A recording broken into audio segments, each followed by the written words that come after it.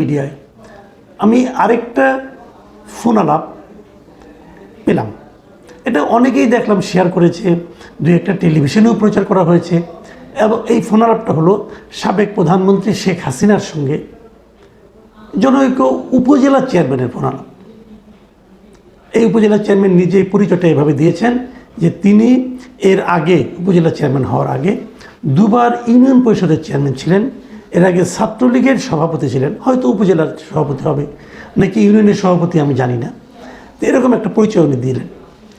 এবং এই ফোন আলাপটা ছোটো, 3.5 মিনিট থেকে 4 মিনিটের মতো ফোন আলাপ একটা, মানে যতটুকু পাওয়া গেছে, কথা কতটুকু হয়েছে বলতে পারবো না, কিন্তু যতটুকু পাওয়া গেছে। তো এর আগেও আমি এই শেখ হাসিনার আরও 2টো ফোন আলাপ দেখেছিলাম, পেয়েছিলাম, শুনেছিলাম। এবারেরটা একটু বিশেষ বৈশিষ্ট্য আছে। এই বৈশিষ্ট্যটুকু না থাকলে হয়তো এই আলোচনাটা আমি করতাম না। এই ফোন আলাপে আলোচনার বিষয়বস্তুগুলো কী কী? 1 নম্বর হলো যে শেখ হাসিনা এখানে বলার চেষ্টা করেছেন যে আন্তর্জাতিক অঙ্গনে ডক্টর মোহাম্মদ ইউনূসের গ্রহণযোগ্যতা আর আগের পর্যায়ে নেই, সবাই ওনার চেহারা চিনে ফেলেছেন।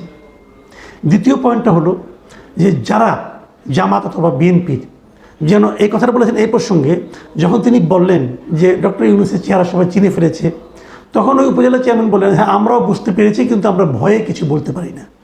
এই ভয় প্রসঙ্গে শেখ হাসিনা বলেছেন, মানে ওই কণ্ঠটা, ওটা শেখ হাসিনা কিনা আমি জানি না, কিন্তু ওরকমই মনে হলো। তো ওই কণ্ঠ থেকে বলা হলো যে ভয় কিসের, এতদিন তো তোমাদেরকে ভয় দিয়েছে, ভয় পেয়েছ, এখন উল্টো, এখন ওদেরকে ভয় দিতে হবে। এই জায়গাটা খেয়াল করবেন, শেখ হাসিনা এখন ওদেরকে ভয় দিতে বলছেন, তার কর্মীদেরকে বলছেন তোমরা ওদেরকে ভয় দেবা। তখন এই উপজেলা চেয়ারম্যান যে ভদ্রলোক নিজেকে দাবি করেছিলেন, তিনি বললেন যে একজন গোবিন্দগঞ্জ উপজেলা চেয়ারম্যান জনৈক কালাম সাহেবের বাড়িঘর গাড়ি এগুলি পুড়িয়ে দিয়েছে, তার নিজেরও বাড়ি গাড়ি পুড়িয়ে দিয়েছে। এই কাহিনিগুলি বলে দুঃখের কাহিনী বলার চেষ্টা করলেন। তখন ওই শেখ হাসিনা ওই দিক থেকে বলতেছিলেন যে কারা পুড়িয়ে দিয়েছে, এ বললো জামাত বিএনপি। তখন উনি যে কথাটা বললেন এটা আরেকটা গুরুত্বপূর্ণ পয়েন্ট। উনি কি বললেন, যারা পুড়িয়ে দিয়েছে ওদের বাড়িঘর নাই, তো যদি ওদের বাড়িঘর থাকে তাহলে, তারপরে বললেন সব কিছু কি প্রকাশ্যে করতে হয়? এটাও কিন্তু একটা বড় ইন্ডিকেশন উনি আসলে কী বলতে চাচ্ছেন। মানে সব কিছু প্রকাশ্যে করতে হয় না, গোপনে করতে পারেন। তার মানে উনি আসলে ওনার কর্মীদেরকে উৎসাহ দিচ্ছেন যে জামাত বিএনপি অথবা শিবির এদের বাড়িঘরগুলো গোপনে যে পুড়িয়ে দিতে। এই একটা পয়েন্ট। প্রথমে বললেন যে ওদেরকে এখন পাল্টা উল্টো ভয় দেখাতে হবে, দ্বিতীয়ত বললেন ওদের বাড়িঘর পুড়িয়ে দিতে হবে, এবং তারপর বললেন এগুলো কারা পোড়াতে এসেছিল তার হিসাব নাও, আমার বাড়িঘর যদি পড়ে ওদেরটাও পড়বে। আর ফিনিশিংয়ে যে কথাটা বললেন সেটা হলো যে ওনার নামে উনি বললেন যে আমার নামে 227টা মার্ডার কেস আছে, আমি তোমাদের বলছি তোমরা তালিকা করো। এখন উনি বলছেন যে এখন অন্তত 227 জনকে মারার লাইসেন্স পেয়ে গেছি। মানে ওনার বিরুদ্ধে যারা মার্ডার কেস করেছেন তাদেরকে উনি মারার লাইসেন্স পেয়ে গেছেন বলে ওই কণ্ঠ থেকে বলা হচ্ছে। আর এক মামলার যে শাস্তি 200 মামলার একই শাস্তি। তাহলে ঠিক আছে, এই 200 আমি হিসেব করে নেব। এই হলো মোটের উপর কথাবার্তা। আরও কিছু কথাবার্তা আছে, আবেগ আপ্লুত কথা, নেত্রীর জন্য নানা রকম কথা। আরেকটা কথা আছে, এই কথাটা আমার কাছে মানে পুরো আলোচনার মধ্যে খুব গুরুত্বপূর্ণ মনে হয়েছে। সেই জায়গাটা কি, এই উপজেলা চেয়ারম্যান যিনি, উনি ওনার নেত্রীকে বলছেন যে নেত্রী আপনি মাথা ঠান্ডা রাখেন। মানে নেত্রী কি ক্ষিপ্ত হয়ে গেছেন, নেত্রীর কি মাথা গরম হয়ে গেছে?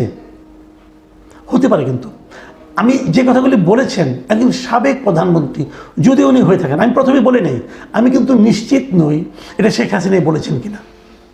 এটা এমনও হতে পারে, আজকাল তো আর্টিফিশিয়াল ইন্টেলিজেন্সের মাধ্যমে অনেক কিছুই করা যায়, এটা এআই দ্বারা ক্রিয়েট করা কিনা আমি জানি না। কিন্তু যদি উনি বলে থাকেন, যদি এটা আসলে ওনারই কণ্ঠ হয়ে থাকে, তাহলে কিন্তু একটা ভয়ঙ্কর ব্যাপার। কারণ এটা আসলে এআই এর তৈরি নাকি শেখ হাসিনার নিজের মুখের কথা, এটা কিন্তু প্রমাণ হতে অনেক সময় লাগবে, অনেক পরে বোঝা যাবে। কিন্তু যারা শুনবে, আওয়ামী লীগের যারা নেতাকর্মী আর সারা দেশে এখনও আছে, তারা যদি কেউ এটা দ্বারা প্রভাবিত হয় যে অন্যকে ভয় দেখাতে অথবা অন্যের বাড়িঘর পুড়িয়ে দিতে গোপনে, তো এটা যদি প্রভাবিত হয় সেটা কিন্তু আমাদের জন্য এবং এই জাতির জন্য, দেশের জন্য খুব ভালো কোনো ইঙ্গিত বয়ে আনছে না।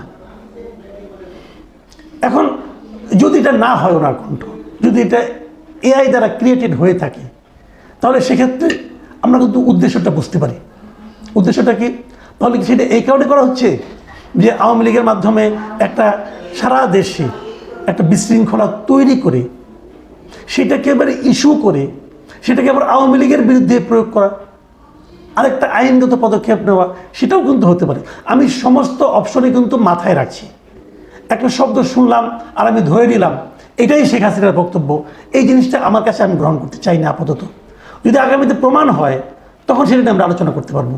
কিন্তু এখন আমি এখানে এটুকুই বলছি, যদি এটা শেখ হাসিনার আসলেই তার ফোন আলাপ হয়ে থাকে, তাহলে আমি বলবো উনি আসলেই পাগল হয়ে যাচ্ছেন। তাহলে আমি আওয়ামী লীগের লোকজনকে বলবো, আপনারা তো আগামীতে রাজনীতি করবেন, এই ভদ্রমহিলাকে, এই উন্মত্ত ভদ্রমহিলাকে ছাড়া চিন্তা করুন। উনি আপনাদের বেশি দূর নিয়ে যেতে পারবেন না। উনি ওনার ব্যক্তিগত ক্রোধ, ব্যক্তিগত ক্ষোভকে চরিতার্থ করার জন্য আপনাদের জীবনকে ঝুঁকির মুখে ফেলে দিতে পারেন। আর যদি এটা শেখ হাসিনার কণ্ঠ না হয়, তাহলে আমি আপনাদেরকে সতর্ক করব যে এই ধরনের এআই দ্বারা ক্রিয়েটেড ফোনালাপকে শেখ হাসিনার ফোনালাপ মনে করে অপকর্মে ঝাঁপিয়ে পড়বেন না। একটা কথা মনে রাখবেন, আপনার দ্বারা যদি কোনো বেআইনি কাজ হয়, আপনার দ্বারা যদি কোনো প্রতিহিংসামূলক বেআইনি কাজ হয়, আপনি কিন্তু অমুকে আমাকে অর্ডার করেছে, অমুকে বলেছে, সেটা বলে কিন্তু আপনি পার পাবেন না। আর তারও যে বড় কথা, দেশের মধ্যে একটা অস্থিরতা তৈরি করার অধিকার অথবা সুযোগ কাউকে দেওয়া উচিত না। এবং পাশাপাশি আমি সরকারকে বলবো, এই অন্তর্বর্তীকালীন সরকারকে বলবো, একটা কথা মাথায় রাখবেন আপনারাও, যে আপনাদের কর্মকাণ্ড কিন্তু বিচার হচ্ছে। আপনাদের কর্মকাণ্ড কিন্তু প্রত্যেকটা মানুষ নিজের মতো করে বিচার বিশ্লেষণ করছে। আপনাদের কর্মকাণ্ড যদি অগণতান্ত্রিক হয়, আপনাদের কর্মকাণ্ডের মধ্যে যদি ফ্যাসিবাদী আচরণ টের পাওয়া যায়, যে একে ধরো তাকে মারো, একে নিষিদ্ধ করো, তাকে বের করে দাও, এই যে মানসিকতা, এই যে আচরণ যদি আপনাদের আচরণে থাকে, তাহলে কিন্তু এ ধরনের কথাবার্তা মানুষকে আরও বেশি উদ্বেলিত করবে, আরও বেশি আগ্রাসী করে তুলবে। দেশটাকে আপনারা নিশ্চয়ই সেই একটা যুদ্ধাবস্থার মধ্যে নিয়ে যাবেন, এটা আমরা আশা করতে চাই না।